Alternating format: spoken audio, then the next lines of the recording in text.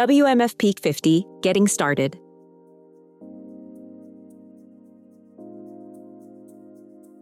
Turn on the machine. You will now be guided step by step through the initial startup process via the display. Set the desired language and confirm your selection. Then check the time and date and reset them if necessary.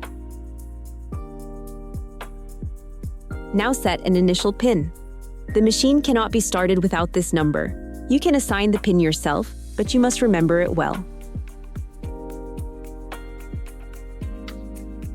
Now fill the product hoppers with beans.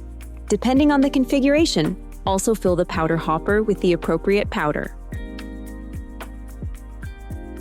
Determine the hardness of the water. You can find this out by asking, researching, or testing it yourself with the test kit provided.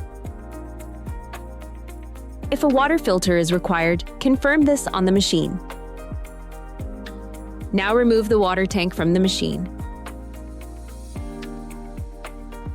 Remove the protective cap and attach the water filter adapter. Then place the water filter on the adapter. Then fill the water tank and put it back into the machine.